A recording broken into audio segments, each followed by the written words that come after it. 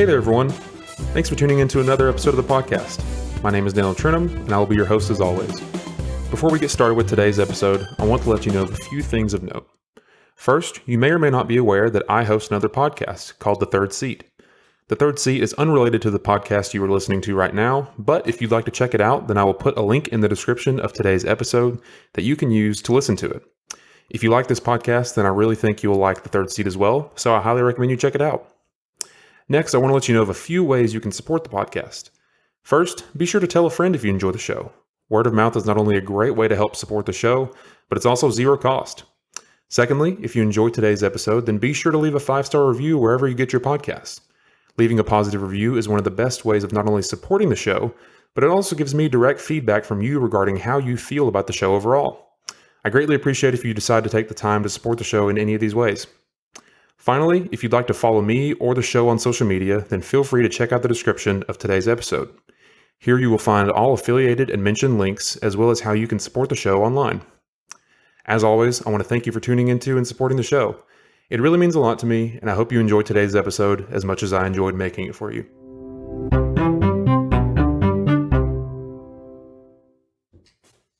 All right, everyone, welcome back to another episode of the podcast. My name is Daniel Trinham. I'm going to be your host for this episode as always. And today's episode is going to be another installment in one of the segments I like to do on this show called Living Faith. And so today, I've been thinking a lot about what do I want to talk about. The first episode in this segment, I did an interview with a man by the name of Mike Soto, just to kind of kick this segment off, just to get some good conversation with him. And then the second installment in this segment, I did an episode kind of all about why I'm doing this segment, why I created it, what the kind of process was for me creating it, and now I'm here. So today, I've been thinking over the past couple days and the week or so, like, what do I want to talk about? What do I want to bring to the table for today's episode? And something I've been thinking about is I want to talk about a story in the Bible that I think a lot of people, maybe even that aren't super familiar with the Bible, are aware of. It's a I believe, I could be wrong, but it's a relatively well-known passage in the Bible. It's not a super long passage, but it's one that, especially if you go to church, if you've been in church for any extended amount of time, you've probably heard this story. I know for whatever reason, whenever I was younger, whenever I was a kid in church, I heard this story a lot, which looking back now is kind of funny, and I'll get into that in a little bit. But today I want to talk about the book of Jonah in the Bible. It's a pretty short book. It is, let's see here, it is 4 chapters, and it's just a couple pages, nothing crazy. It's a pretty short, cut and dry story.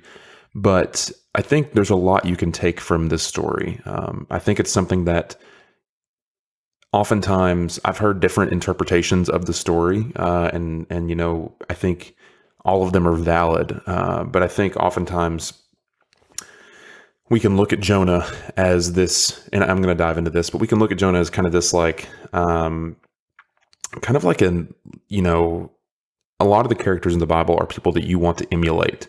You see people and we're supposed to want to follow their example and live in a way that is similar to how they lived. But Jonah is kind of different, at least in my opinion. Jonah is kind of like an outlier. He's kind of like a little bit rebellious. He's kind of an interesting character and somebody that I think his story we can get a lot from.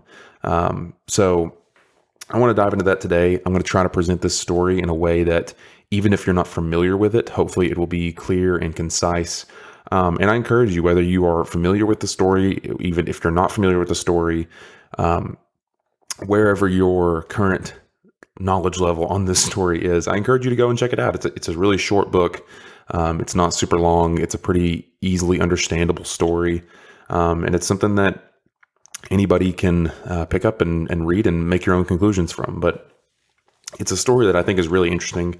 I actually did a lesson on this a while back, and it was one that I really enjoyed making and talking about.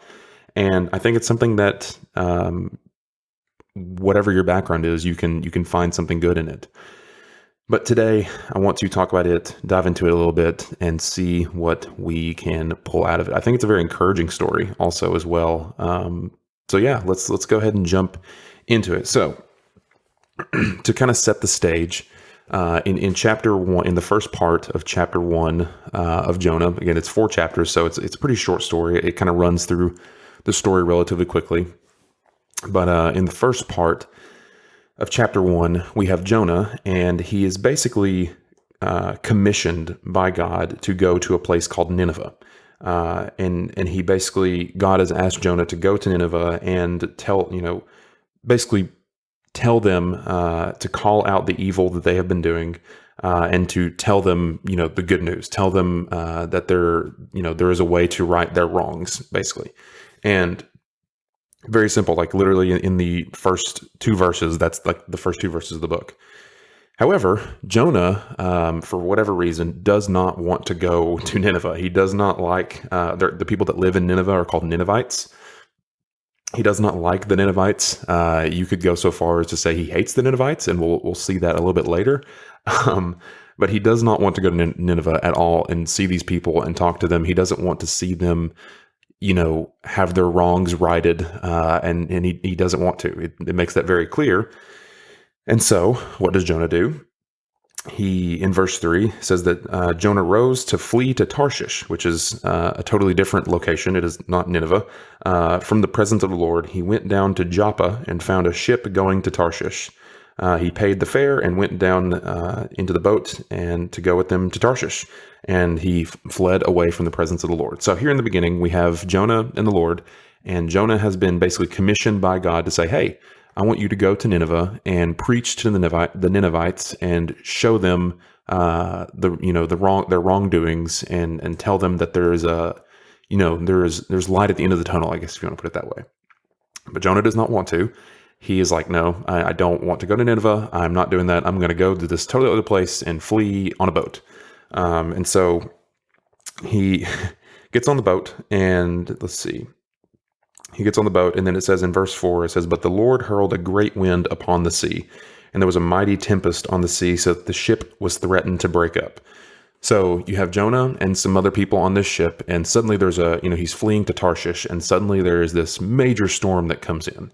And we see in the following verses, Jonah, and well, not necessarily Jonah, but a lot of the people on the boat suddenly get very scared, and for good reason. We're not talking about like modern day cruise ships that are supposed to be able to withstand major winds and storms and things like that. Like this was probably like some wooden, probably little rinky dink boat that him and these people were on. And so they were very afraid, and they started, hurling cargo off the ship, to lighten the load of the ship. But Jonah, while everyone else is freaking out, Jonah had actually gone down into the inner part of the ship and had lain down and fallen asleep. And so, again, we have this picture. Jonah is commissioned to go to Nineveh. He's like, no, I don't want to do that. He wants to go to Tarshish instead. He gets on the boat, and there is a storm sent by God to the boat.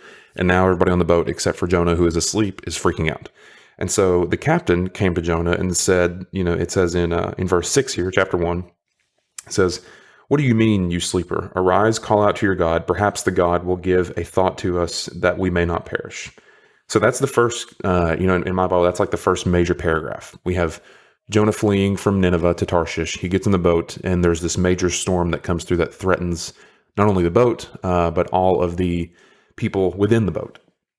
So then in the second half of the first chapter, we have, this is where things get kind of interesting. So basically what you have is they, in verse 7, it says that the people on the boat cast lots. And to my understanding, this is basically, I could be wrong. So if you're reading this, if you're listening to this and I'm totally wrong, then, feel free to correct me.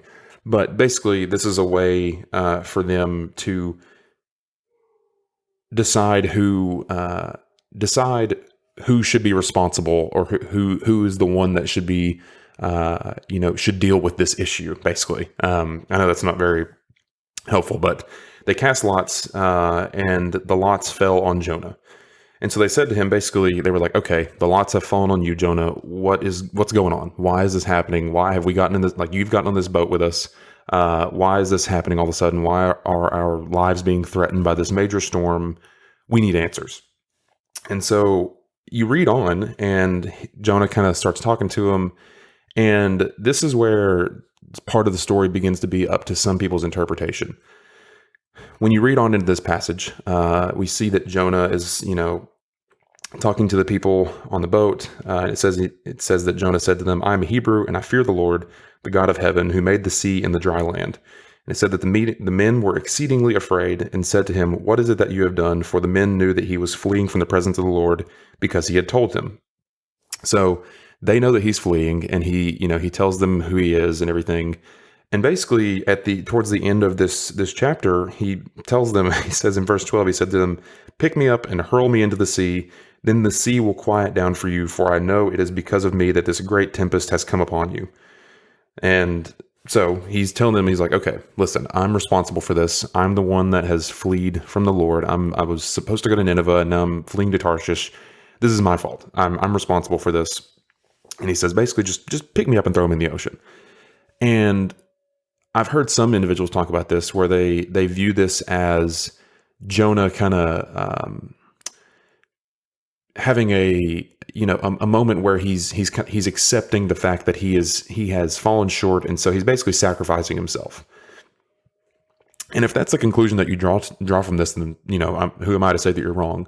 But to me, the way I look at this is, I believe that the thing that Jonah is telling these people is a very kind of cowardly thing, because what do we see before this? Jonah was commissioned to go and do his job in a city. He was commissioned to go and do his job in Nineveh, and he didn't want to. He was like, "No, I'm not doing that." He doesn't want to do it. Doesn't want to do it so much that he gets on a boat and flees somewhere else.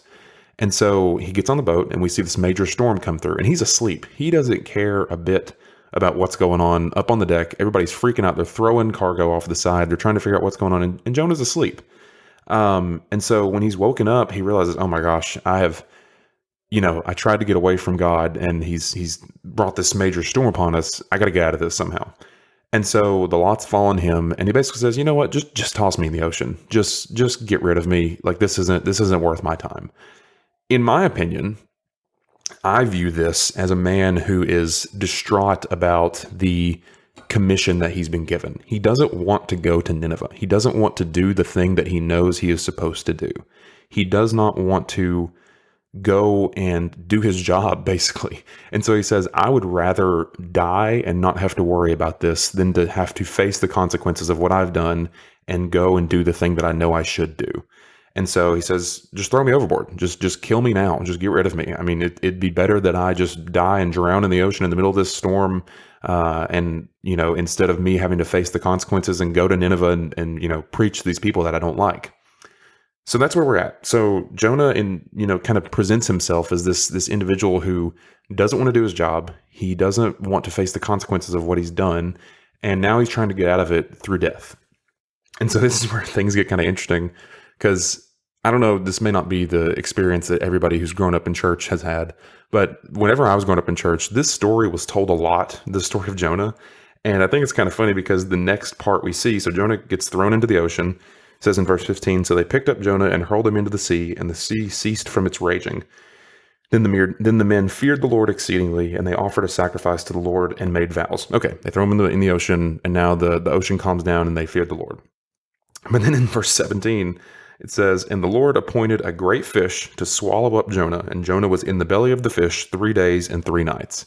And so it just makes me laugh because this story is, at least it was told a lot. It was taught a lot whenever I was, really young and in church. And it's just funny, the optics of it, because there is like a legit lesson you can take from these passages and these stories. But it's like in the middle of it, we're talking to these kids and like, okay, yeah. And next, Jonah is swallowed by a massive whale or something. I don't know. It's just kind of funny. So Jonah is swallowed by a massive fish. And so he's sitting. It doesn't specifically say if it's a whale. People just kind of interpret it as a whale, or at least just call it that to make it easier. But he is thrown into the sea to basically get away from his problems, and he's swallowed by a fish. And so that's the end of chapter 1. So if we move on to chapter 2, chapter 2 is we see Jonah sitting in the belly of the fish, and we see him. Says before we get into chapter 2 that he's in there for 3 days and 3 nights. So I'm imagining myself in as best I can. I'm imagining myself in Jonah's position here. He's sitting in the belly of a massive fish. I imagine it smells horrible. It's probably nasty and sticky, and obviously there's no sunlight getting through or anything. And what he does next is very interesting, because chapter 2 of the book of Jonah is almost entirely a prayer that Jonah gives up to God. We have a brief intro to it and a brief outro to it, kind of bookending the prayer. But this chapter is almost entirely a prayer. And I'm not going to read the whole thing here. But to begin the prayer, Jonah says, and by the way, I don't know if I've said this before, my Bible is a ESV translation. So if you're curious about, the translation or the wording of what I'm reading from, that's why it's translated the way it is. But it says in verse 2, it says, this is the beginning of Jonah's prayer. It says, I called out to the Lord out of my distress, and he answered me. Out of the belly of Sheol I cried, and you heard my voice. For you cast me into the deep, into the heart of the seas, and the flood surrounded me. All your waves and your billows passed over me.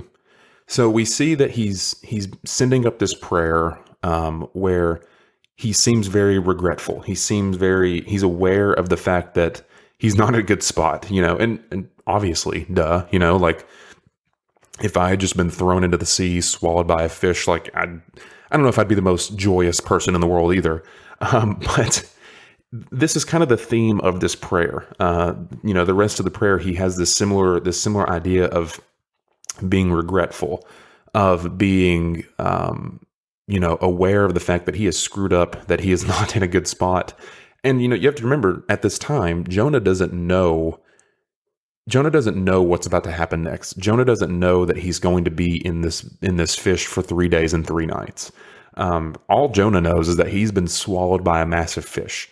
And I'm imagining Jonah, I'm putting myself in his shoes. Like if I was in his shoes at this time, I would also be, I would be freaking out. I'd be doing the same thing. I'd be like, oh my gosh, I have to figure out a way out of here. If, whoever is out there, can you please help me? Like I'm regretful and sorry for the things that I've done, and whatever I can do to get out of this massive fish, I will do it. And so that's kind of the theme that we see throughout the rest of this prayer. If you go towards the end of the prayer in verse 7 in chapter 2, it starts out by saying, when my life was fainting away, I remembered the Lord, and my prayer came to you into your holy temple. Those who pay regard to vain idols forsake their hope of steadfast love, but I, with the voice of thanksgiving, will sacrifice to you. What I have vowed I will pay. Salvation belongs to the Lord. And so he's acknowledging, he's like, he's in this terrible position. He's acknowledging that what he did before he was in this position was not a good thing. And he's basically saying the modern day interpretation of, I have screwed up, and whatever I need to do, whatever I need to sacrifice to you, whatever I need to repent for, I will do it if you will just get me out of this situation. This is not a good place to be in, and I don't want to be here. So we're kind of roughly halfway through the book of Jonah at this point. I'm gonna pause here to kind of recount everything that's happened. So in chapter 1, we see Jonah, and he was commissioned to go to Nineveh. He was commissioned to go to Nineveh and preach to the Ninevites, and he is basically told to show them the error of their ways, and is told to tell them the right way to live. Jonah doesn't want to do that. Jonah does not like the Ninevites, which we'll see later in the book. He doesn't want to go there, and he's like, "No, God, I think I'll go with my own plan." And he gets in a boat and goes to another. He heads in the direction of another city called Tarshish. When he gets on the boat, there's other people on the boat. God sends a huge storm to the boat, and it starts rocking it, back and forth. But all the while, there's this storm threatening the lives of everybody on the boat and threatening the boat itself. Jonah is asleep in the inner part of the boat. And so the men on the boat are throwing stuff off to lighten the load and try and do whatever they can to salvage the boat. And they basically decide, okay, we need to figure out who is responsible for this. So they go through this process of casting lots, and they decide that Jonah is the one that is responsible for this.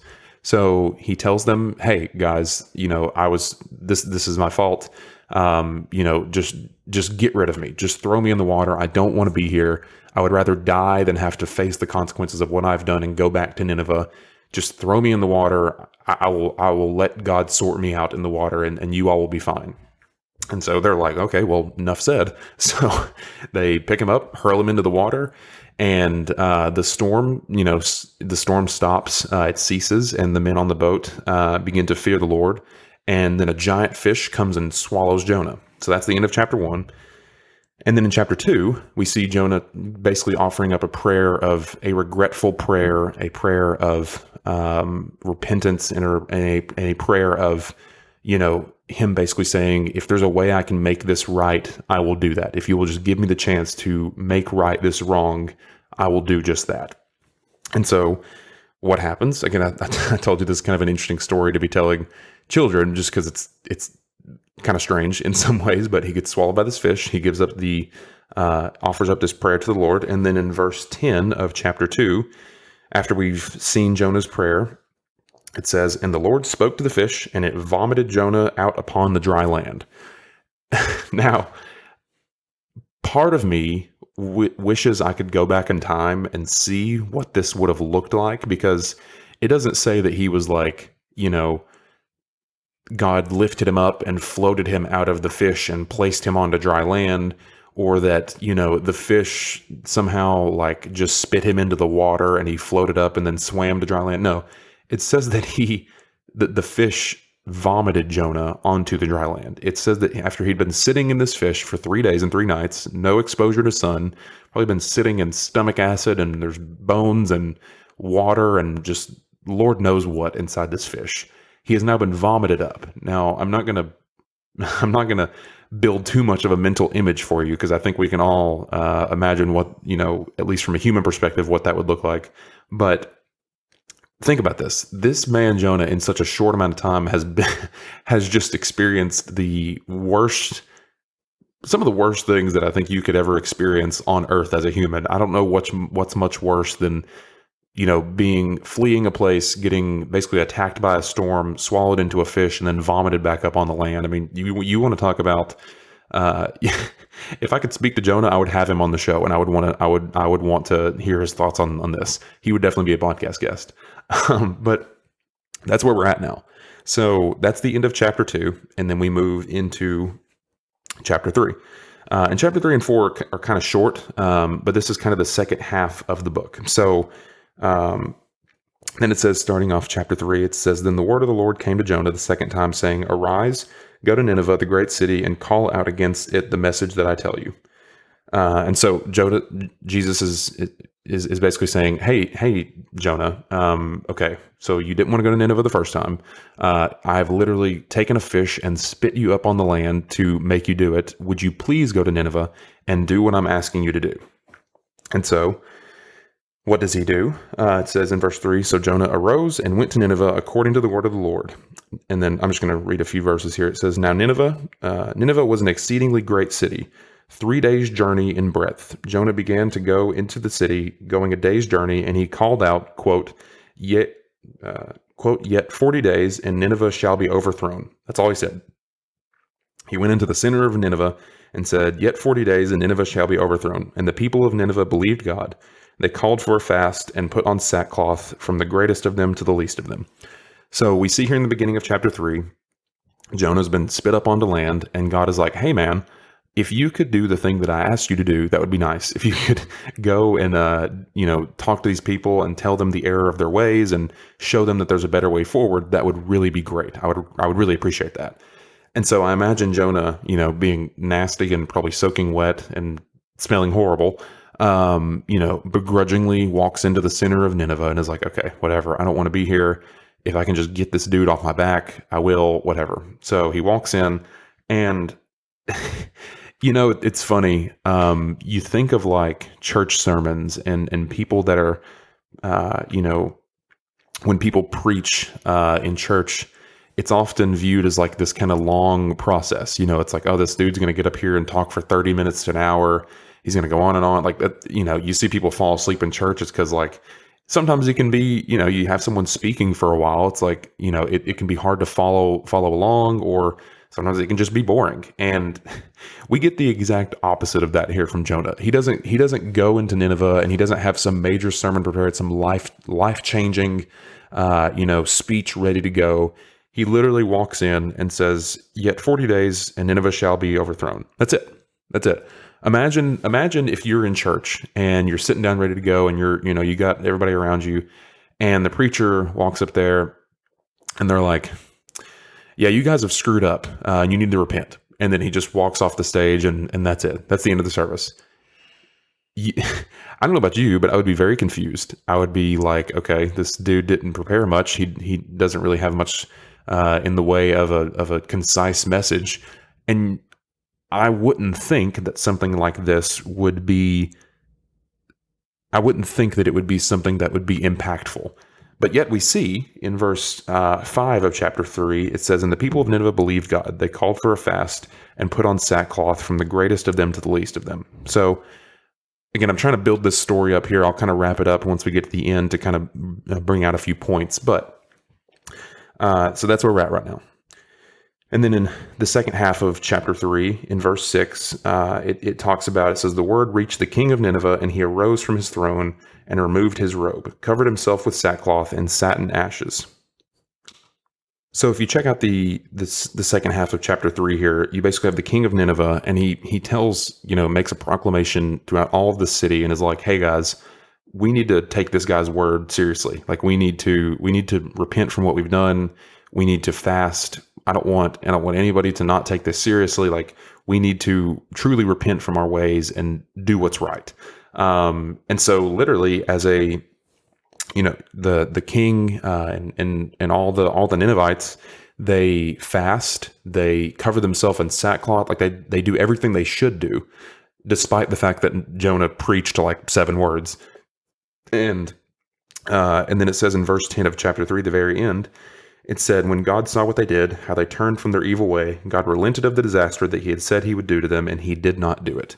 And so that's chapter 3. It's very short. Jonah basically walks into Nineveh, probably very begrudgingly, and is like, "Hey guys, you need to stop what you're doing or else bad things are going to happen." And then they stop what they're doing. They're, even the king is like, "Hey guys, he's right. We need to figure out a better way forward. We need to listen to this guy and do the right thing." So you would think after everything that's happened to Jonah, you would think that after he's been, gone through a horrible storm on a boat and he's been swallowed by a fish and he's had all these things happen, that he would be exceedingly excited for the fact that even despite the fact that he disobeyed what God initially told him to do, he was able to play a role in the saving of a entire, I forget if Nineveh is a city or a nation, but regardless, he is able to play a role in the saving of these people by doing the bare minimum. Like again, this man did not prepare like a 12-point sermon or anything. Like he walked into the city probably soaking wet and nasty and was like, "Hey guys, I need you to like do the right thing here," and he just kind of walked out. Like that was it, and they did. That's what that is what like preachers dream of is doing is walking in with just something short and sweet prepared, and it just sends shockwaves out through congregations and through cities. But you would think after all this that Jonah would be like, "Holy cow, like I failed so many times. I didn't do the thing I should have done, and God has still used me. Like I was able to help these people. Like even though I don't really like them, like I was able to help them and improve their lives. Like this is awesome. This is great. I want to do more of that." You would think that would be his reaction, but we see quite the opposite in chapter 4. And so the heading of chapter 4 says Jonah's anger and the Lord's compassion. So it's funny. In chapter 4, to start out, it says, "But it displeased Jonah exceedingly, and he was angry. And this is talking about the fact that all the Ninevites were doing, what they asked him to do. They were, fasting and repenting. This displeased Jonah exceedingly, and he was angry. And it says in verse 2, and he prayed to the Lord, and it said, O Lord, is this not what I said when I was yet in my country? That is why I made haste to flee to Tarshish, for I knew that you are a gracious God and merciful, slow to anger and abounding in steadfast love and relenting from disaster. So Jonah is basically like, what the heck, man? Like, I knew that you were going to do the right thing here. I knew that even if I went into Nineveh and did the bare minimum, that you were going to allow these people to live another day. You were going to be merciful and gracious to them. And that upset Jonah. That upset him. He was like filled with anger by this. And it's kind of crazy to think that, because the whole time throughout everything that's happened, when Jonah was swallowed in the fish, when he dealt with the storm, when he was vomited back up onto the land and went into Nineveh and did the bare minimum, he really didn't want the Ninevites to be spared. He did what God asked him to do from like a legalistic perspective. Like he's like, yeah, okay, I'll walk in there and say the things I need to say and then I'll be done. But he really didn't want the Ninevites to be spared. He hated these people. This is what I was talking about. Like he does not like these people. He's filled with anger with the fact that they were spared. And so, this is where we kind of look at Jonah and we're like, okay, this guy is, in my opinion, he's kind of a flawed character. He's not this like amazing example we should be following because like, yeah, he technically did the thing that God asked him to do, but he did it with an unhappy heart. He really didn't want God to do the thing that God said he was going to do. And so here we are, Nineveh has been spared, and Jonah is like, what the heck, God? Like I knew you were going to do this. This is why I didn't want to come here in the first place. And so to follow up what he said, therefore in verse 3, Jonah continues his anger and says, therefore now, O Lord, please take my life from me, for it is better for me to die than to live. And so with this verse, this is kind of where I draw this conclusion back in chapter 1, when he asked the members on the boat to throw him overboard. I've heard interpretations of that story where it's like, oh, Jonah's doing this noble thing where he's trying to sacrifice himself in a way that will please God and that will, be good for the people on the boat. But we see here that after the fact, when the good deed has been done and the thing that God wanted him to do has been done, he is extremely upset to the point where he says he would rather die than live. And that's what he tried to do in chapter 1. He said, throw me overboard. Just get rid of me. I don't want to deal with this. I don't want to deal with these people. I don't want to deal with God. Just throw me overboard and get it over with. And so to follow this up, God says in verse 4 of chapter 4, it says, and the Lord said, do you do well to be angry? And so Jonah went out to the city and sat to the east of the city and made a booth for himself there. He sat under it in the shade till he should see what would become of the city. So the Lord asked Jonah, like, do you do well to be angry? And then Jonah says, you know what? I'm just going to go outside of the city, chill out, take it easy, and just hang out. And so it says in verse 6, now the Lord God appointed a plant and made it come up over Jonah, that it might be a shade over his head to save him from his discomfort. So Jonah was exceedingly glad because of the plant. But when dawn came up the next day, God appointed a worm that attacked the plant so that it withered. So we see here, Jonah's really mad. He exits the city, kind of goes out, and he's just hanging out. And God allowed a plant to be grown up over Jonah that provided him with some shade. But whenever the sun began to rise, he appointed a little bug to come and take out the plant. So the plant withered. And so we see that at the end of verse 7. So in verse 8, it says, when the sun rose, God appointed a scorching east wind, and the sun beat down on the head of Jonah so that he was faint. And he asked that he might die and said, it is better for me to die than to live. So he's kind of repeating what he said in verse 3 of chapter 4 here.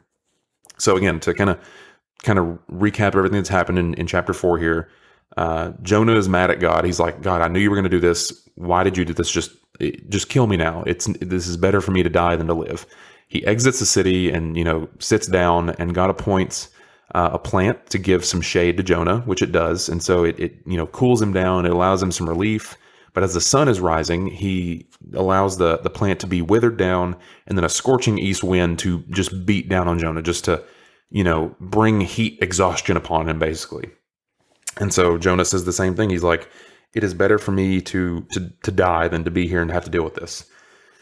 But then it says in verse 9, but God said to Jonah, do you do well to be angry for the plant? And he said, yes, I do well to be angry enough to die. And in verse 10 it says, and the Lord said, you pity the plant for which you did not labor, nor did you make it grow, which came into being in a night and perished in a night. And should I not pity Nineveh, that great city in which there are more than 120,000 persons who do not know their right hand from their left, and also much cattle? And that's where it ends. That is the end of the book of Jonah. God asking this question of Jonah, basically saying, you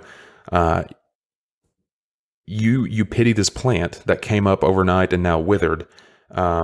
Should I not also pity Nineveh, who has no direction, who believes wrong is right, who doesn't know which way to go forward? Should I not also pity them? And that's where we end. It's kind of a weird ending, because usually, you think of stories in the Bible like they're kind of wrapped up nice with a little bow, and they've got a cool ending to it, and it's a good takeaway and things like that. Like that's what we like to think of them. But this is an interesting story where it's short. It's got some weird things happen. A dude gets swallowed by a fish and vomited up on the land, and it ends in this kind of strange way where he's like, should I not also pity Nineveh, who has zero direction going forward? So what's the main takeaway here? To quickly recap the story of Jonah again. He's commissioned to go to Nineveh by God, and he doesn't want to do it. And so he flees to Tarshish on a boat. The boat is shaken by a major storm, and Jonah is basically said, you know what, just throw me in the water. I'd rather die than be here. He gets thrown in the water, swallowed up by a fish. He sends up a prayer to God of regretfulness and asking him if there's ever a chance for me to get out, I will do the right thing.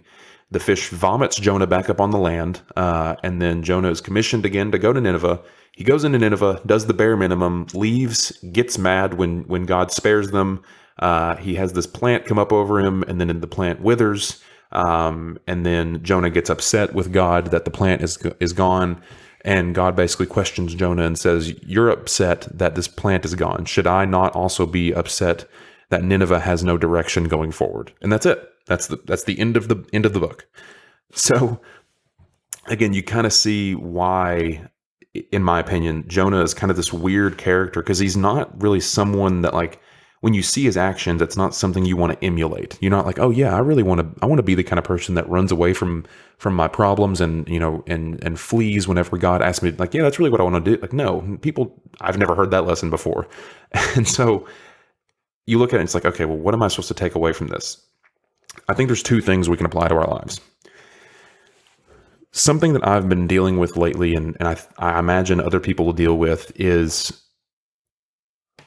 there's going to be times in your life where you fall short.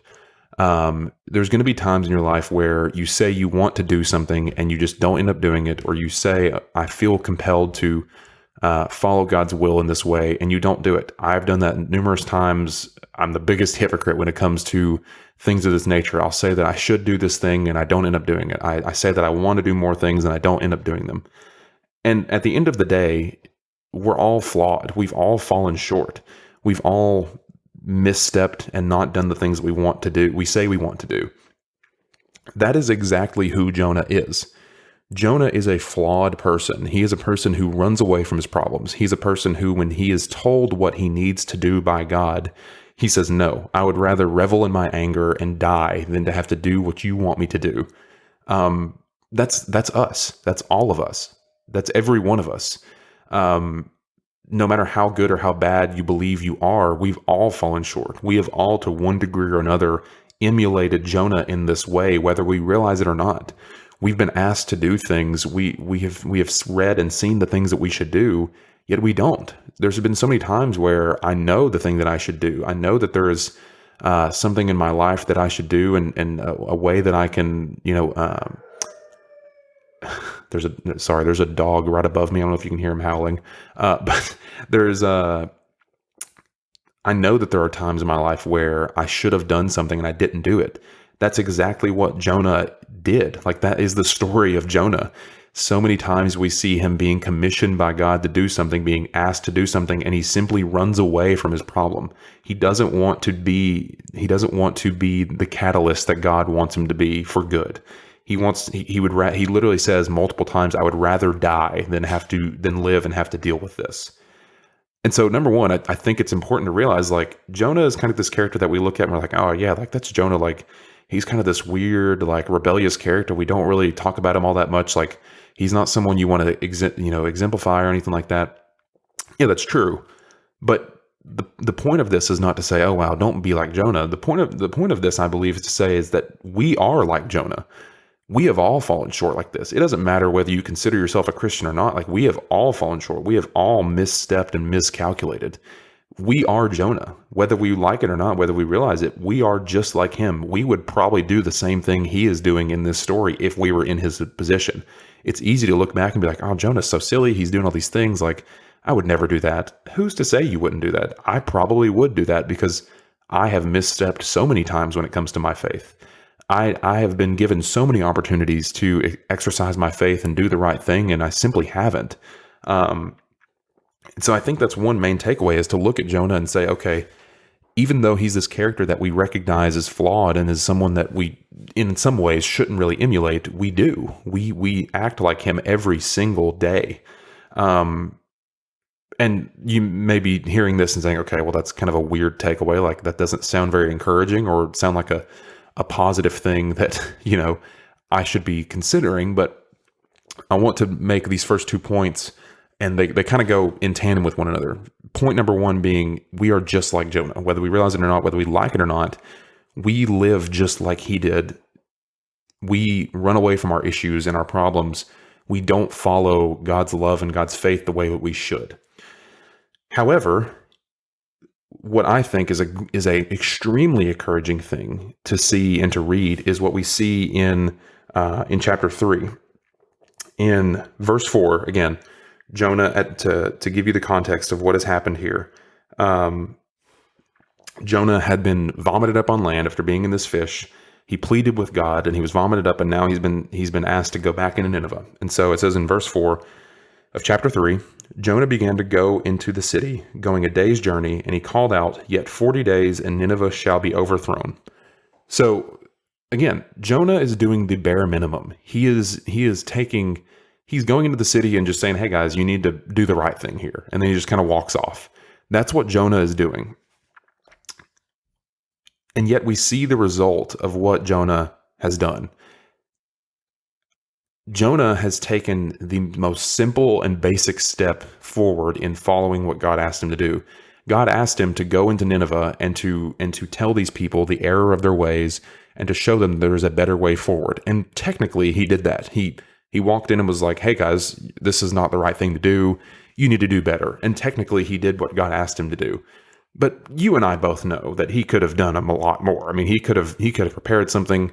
We see so many times in the New Testament, like Paul would go in and have these, on his missionary journeys, he would have these great sermons prepared, and he would have these lasting impacts on these cities. Jonah kind of did the opposite. He just kind of walked in and was like, "Hey guys, you need to do the right thing and repent." And then he walked out. But what we see is a great impact by what he did. God was able to work through him, even despite the fact that he didn't want to be there, and despite the fact that he is flawed, and despite the fact that he routinely fell short. God was able to use his minimal effort in a lasting and positive way. And so what are we supposed to take with this? Like, okay, yes, we came to the conclusion that Jonah is a flawed person, and so are we. We are all flawed. We all fall short. We all don't do the things we say we should do. And whether we like it or not, we are just like Jonah. However, that does not mean that God cannot use Jonah, because we see that he did. And that does not mean that God cannot use you, and he cannot use me, and he cannot use any one of us, despite the fact that we may not want to do what God has in store for us. We may not want to go to our version of Nineveh. We may not want to go in and tell in our lives, whatever Nineveh is in our lives. We may not want to go and do the things that we're being asked to do in that setting. However, God can still take an ungrateful and unhappy heart and take someone who doesn't want to be there and who says, I would rather die than live, and use them in a way that is positive for his kingdom, is positive for the lives that are being impacted, that offers salvation, that offers a way forward. Even if we don't like it after the fact, even if the thing that is done, even if we're like Jonah and we're like, what the heck, God? Like I knew that you were going to be gracious to these people that I didn't want you to be gracious to. God can still use an unhappy and ungrateful and hardened heart, just like he did with Jonah. And so to kind of conclude here, to kind of wrap things up, the point of Jonah, one of the main points, I guess I'll say, with Jonah is to allow us to look in the mirror a bit, is to say, hey, whether you like it or not, you are just like Jonah. We view Jonah as kind of this like anti-character, like, okay, we're not really supposed to be like he's in the Bible, but it's not really someone we want to emulate and be like. But the truth is, we're just like him. I know I am, at least. I've done so many things where I've fallen short and I've done things that I'm not proud of. And that's what Jonah did. Like he is the poster child of that. However, even despite the fact that God has used Jonah, and even despite the fact that Jonah was someone that, didn't follow what God asked him to do, even despite the fact that Jonah was someone who didn't want to follow God, God was able to use the bare minimum of his efforts in a positive and lasting, impactful way. So I hope that's an encouragement to you, wherever you are, whoever you are, and wherever your faith is.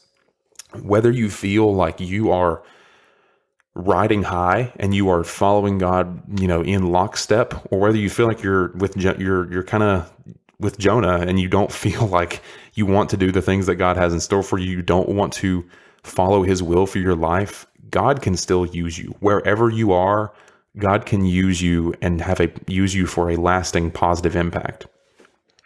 I heard something, I don't know who to credit this to, so I'm not going to take credit for this, but I heard this one time, that God loves you just the way that you are. He loves you as the individual that you are. He loves you. He loved Jonah for who he was. He loved Jonah even despite the fact that he didn't want to go to Nineveh. He loved him even though he was probably nasty after he got spit up by that fish. He loved him throughout the whole process.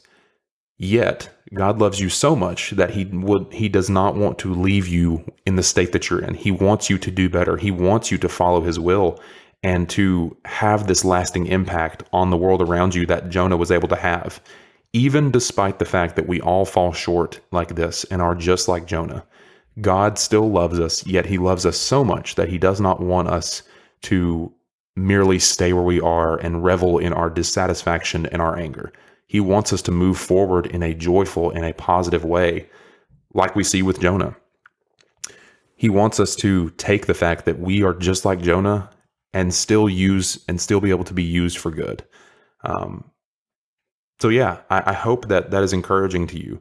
Whoever you are, wherever you are right now, you, the listener, whatever your faith is like, I encourage you to check out Jonah, read it for yourself. It's a short book, and I didn't go into every single verse here, but I encourage you to read it and check it out. I think it's an incredibly encouraging story because, yes, while it shows that we are just like Jonah and we have all fallen short, there is still an opportunity for us to do good, even if it means just doing the bare minimum. I'm not saying that we should just do the bare minimum, but it shows that even when we don't want to be around, even when we say we would rather die than live, God can still use us. God can still offer a way forward and can still offer us up as a living sacrifice for him. That's all my thoughts for today. I hope that you enjoyed today's episode. I want to thank you for listening to today's episode, and I hope that you enjoyed it. It's by the time this episode comes out, it'll be Monday, December 12th of 2022. And I got to say, just to kind of wrap up here, what a year it's been. But I'm so thankful again to have the platform that you all have given me, to have the fact that people want to listen to what I have to say. And I'm just incredibly grateful to have you, the listener, here with me every week. I thank you for that. So I'm excited to bring more exciting content in the future. I'm looking forward to what 2023 has in store. And I'm just incredibly thankful to have you on the team. So If you would like to follow myself or the podcast on any social media, then you can go down to the description of today's episode to find those links. If you'd like to contact me, you can email me anytime. You can message me on social media anytime, but if you'd like to email the podcast, you can email me at radiofacepod@gmail.com. Again, that is radiofacepod@gmail.com. All these links will be in the description of today's episode, so if you'd like to check those out, feel free to head down there to the description and give them a second to check them out. So yeah, I think that's all for today. I want to thank you again for taking some time to listen to me today, and I hope that you enjoyed today's episode. Thank you again for your support. Thank you again for listening in and just lending me your ears every week. It's an honor and a privilege to have this platform, and I just cannot thank you enough for the support that you have given me. So thank you again for listening to this episode, and I will catch you all on another episode of the podcast. Goodbye, everybody.